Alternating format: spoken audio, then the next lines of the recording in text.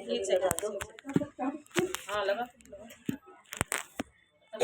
दिन पार्वती मैया क्या कहती है, शंकर जी से कहती है कि महाराज स्वामी एक बार अपने घर में भी कुछ कथा करवाते हैं।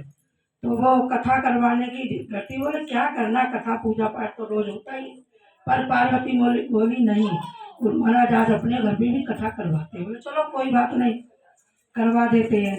फिर शंकर भगवान उनको नाइन को और पंडित को बुलाते हैं। नाइन को बुला के पूरे गांव में बुलावा दिलवाते हैं, सब में बुलावा दिलवा के और कहते हैं कि आज शंकर भगवान के यहाँ कथा है, पार्वती मैया कथा करवा रही। पंडित आते बुलाते हैं, तब वो कथा करते। कथा जब हो जाती है, जब सब शिव चर्चा कथा जो पूजा पाठ वो करवाती है, जब आते हैं तब वो क्या कहते हैं, तब बोले शंकर भगवान जब शंकर भगवान पार्वती को पंडित जी दोनों बिठाते हैं, तब बोले जब कथा हो जाती है, शिव चर्चा हो जाती है, तो क्या कहते हैं, जब नाइन और प्रसाद बट जाता है, तब नाइन और पंडित जी जब जाते हैं तो कहते हैं कि बाबा हमें कुछ दक्षिणा दे दो। तो बाबा जब दक्षिणा की हो तो बोले चलो आज हम बिजी हैं समाधि में, तो जाओ कल ले जाना।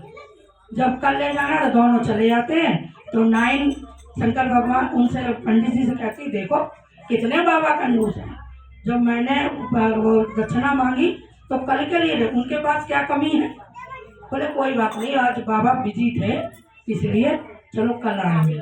पंडित जी तो शांत स्वभाव के थे, नाइन की थोड़ी चंट थी, तो वो दोनों वहाँ घर जाके दूसरे दिन फिर नाइन आ गई पंडित जी के पास। चलो पंडित जी ले आते हैं अपनी दक्षिणा, नहीं तो शंकर भगवान भूल जाएंगे, समाधि में बैठ जाएंगे, फिर नहीं देंगे। फिर दोनों आते हैं तो कहते हैं कि बाबा अब हमें दक्षिणा दे दो। चलो बोलो बैठो देंगे दक्षिणा। बैठ जाते हैं, फिर धीरे धीरे उन्हें दक्षिणा देते हैं। देते क्या, उन्होंने अपने हाथ से ली बबूती उठाई, थोड़ी सी पंडित जी को दे दी और थोड़ी सी इधर निकाली और नाइन को दे दी। दोनों लोग, पंडित जी तो चालू विद्वानी थे और नाइन भी ऐसी थी, तो पंडित जी लेके चल रही है, नाइन भी चल रही है।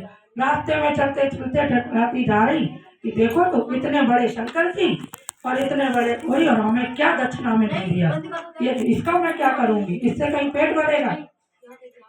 पर पंडित जी विद्वान थे, पंडित जी ने कुछ नहीं बोला। पंडित जी अपने लिए गमछे में गांठ लगाई, वे चल दिए। और नाइन तो वो ऐसी थी, चलते चलते रास्ते में बोली इसका मैं क्या करूंगी। एक गेहूं का खेत था, वहीं पे फेंक दिया। जब वो अपने घर जाती है तो कुछ नहीं लेके जाती, वहीं फेंक गई। फिर पंडित जी अपने घर लेके गए। पंडित जी ने अपने घर में चारों कोनों पे डाली और बच्चों पे सबको जैसे लगाया, घर में रख दी।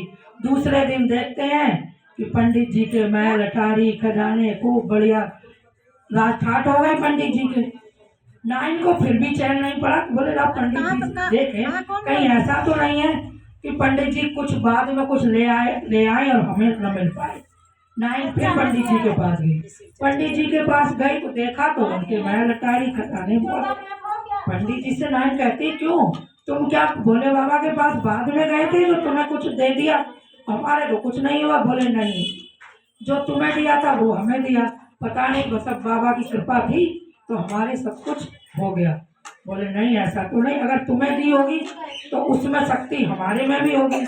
भाग के आई, जहाँ देखा कि उसने ये फेंकी थी बबूती, जहाँ फेंकी थी देखा था तो जिस खेत में फेंकी थी उसमें गेहूं सोने की बाल हो गई, उसमें सोने की बाल लगी। अरे बोली मैं तो यहीं फेंक गई थी। अब वो सोने की बाल नोचने लगी, काटने लगी, अपने में रखने लगी।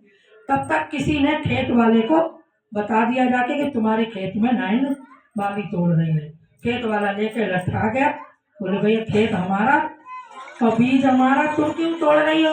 बोले नहीं ये सोने की बाली है, हमारी है। बोले तुम्हारी कैसे, बीज मैंने डाला और खेत मेरा है, तुम्हें कैसे हो गया। फिर बोले नहीं, हमें भोले बाबा ने विभूति दी थी, उसी की वजह से ये हुआ। बोला भाई भोले बाबा बुलाए गए, पंडित जी आए, सारे सब पार्वती सब आए, उनसे पंचायत कराई गई। बोले बाबा बताओ गेहूं हमारे। तो उसने खेत वाले ने कहा बाबा ये खेत मेरा, बीज मेरा, सब कुछ मेरा, किसके बाल कैसे हो गई? तब नाइन को भोले बाबा कहते हैं कि तेरी तूने प्रसाद की इसकी अहमियत नहीं समझी, तूने उसे भभूति समझा, इसलिए तू खाली हाथ गई, यहाँ फेंक गई। और पंडित जी ने अपने उसको प्रसाद समझा, अपने घर में रखा, इसलिए उसके सब मैल खजाने हुए। और ये बाल है, ये खेत वालों की है, तेरी किस्मत में नहीं था और तू राख जान के फेंक गई थी, इसलिए। बोलो शंकर भगवान की जय, बोलो पार्वती मैया।